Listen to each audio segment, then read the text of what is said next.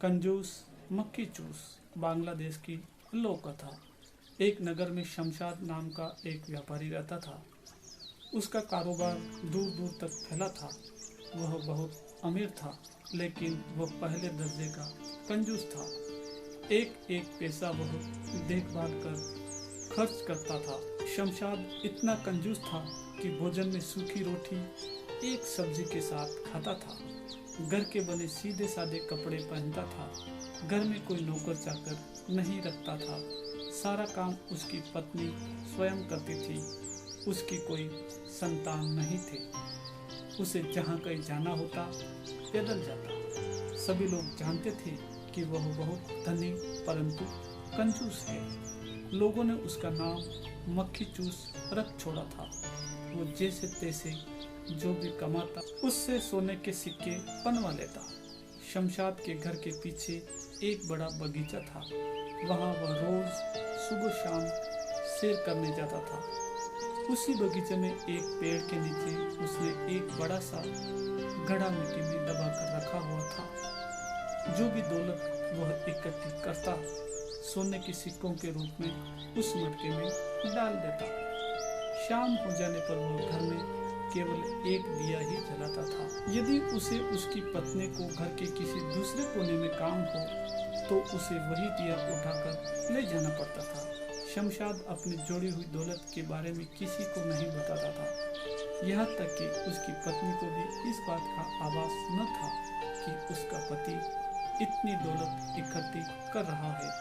वो समझती थी कि उसके पति का कारोबार मंदा है, इस कारण वे रूखा सूखा भोजन खाकर रहते हैं। शमशाद की पत्नी शहनाज बेचारी बहुत सीधी सादी थी। वो घर से बाहर नहीं निकलती थी। इस कारण वो यह भी नहीं जानती थी कि लोग उसके पति को कंजूस मक्खी चूस नाम से पुकारते हैं। उसकी इच्छा होती कि वह नए नए कपड़े पहने, आभूषण बनवाए, लेकिन पति की आमदनी बहुत कम जानकर वह किसी भी चीज की फरमाइश अपने पति से नहीं करती थी। यदि किसी वक्त भोजन में सब्जी या रोटी बच जाती थी तो शमशाद उसे फेंकने न देता था।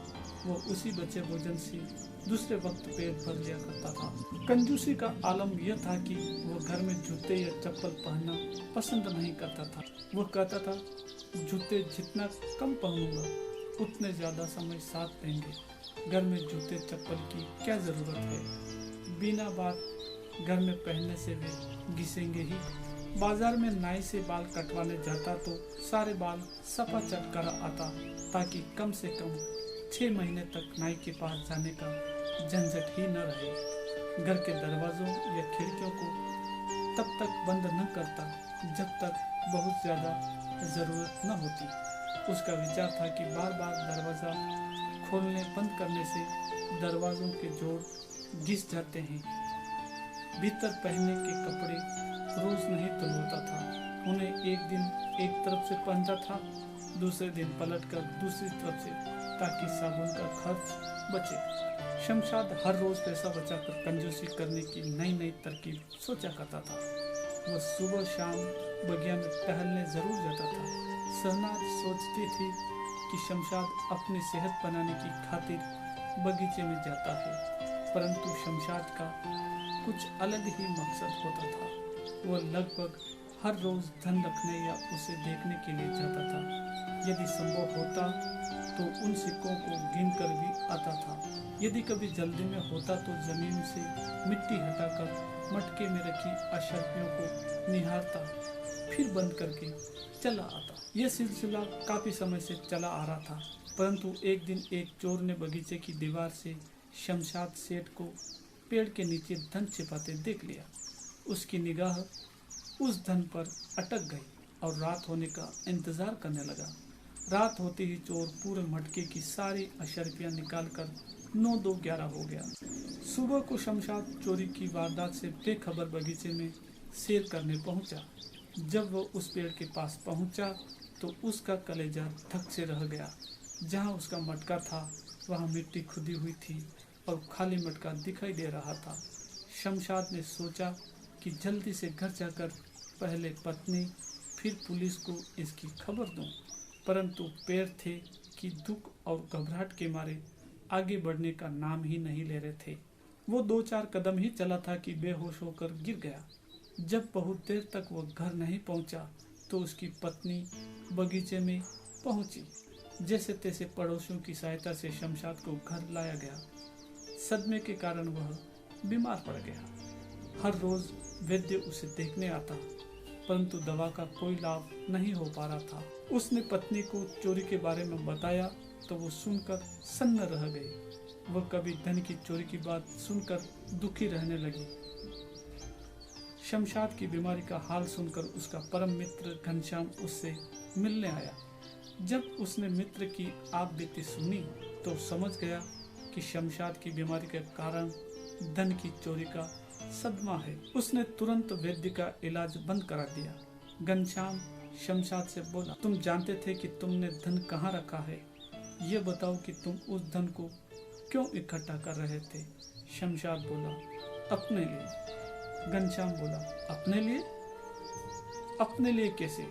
तुम अपने लिए तो धन खर्च करते ही नहीं थे। शमशाद बोला, अपने भविष्य के लिए धन जोड़ रहा था ताकि जब मैं बूढ़ा हो जाऊं तो वो धन मेरे काम आए, और यदि इस बीच मुझे कोई संतान हो जाए तो संतान को मेरी संपत्ति और खजाना मिल जाए। घनश्याम बोला, जब तुम इस उम्र में उस धन का उपयोग नहीं कर रहे थे तो बुढ़ापे के लिए उसका मोह कैसा? अच्छा, अब मेरा कहना मानो और भूल जाओ कि तुम्हारा धन चोरी हुआ है। जैसे रुका सूखा खाते थे वैसा ही खाते रहो, जैसे सादे कपड़े पहनते थे वैसे पहनते रहो। शमशाद जल्दी से बात काटते हुए बोला, यह कैसे हो सकता है? मेरा धन तो चला ही गया, मैं कैसे शांत रह सकता हूँ? घनश्याम ने एक बार फिर अपने मित्र को समझाने का प्रयास किया। मित्र, जिस धन का तुम्हारे लिए उपयोग नहीं था वो बेकार ही था। अब वह धन तुम्हारे पास रहे या किसी और के, इससे क्या फर्क पड़ता है? हो सकता है कि वो चोर उस धन को गाड़ कर रखने के बजाय अपने परिवार के लिए खर्च करे। अब तुम सोचो कि धन वहीं मटके में रखा है, और यदि पहले जैसी जिंदगी बसर करना चाहो तो वैसी जिंदगी बसर करो, और यदि तुम्हें इस चोरी से कुछ शिक्षा मिली हो तो आगे से जितनी कमाई करो अपने व भाभी के सुख के लिए उस धन का उपयोग करो। कल का क्या भरोसा? पहली बात तो तुम्हारी संतान ही नहीं है, यदि हो तो भी तुम क्यों उसके लिए जोड़ जोड़ कर स्वयं को दुख देते हो? संतान लायक होगी तो खुद ही कमा कर खा लेगी। मुफ्त में मिली दौलत से तो संतान बिगड़ जाती है और उस धन को अय्यासी में बर्बाद कर देती है। शमशाद को मित्र की बात समझ में आने लगी। धीरे धीरे वह चुस्त और स्वस्थ हो गया। उसे समझ में आ गया कि जो मज़ा स्वयं कम खर्च में है वो जोड़ कर रखने में नहीं। इसके बाद वह अपनी कमाई से उचित खर्च करके पत्नी के साथ सुख और आराम से दिन गुजारने लगा।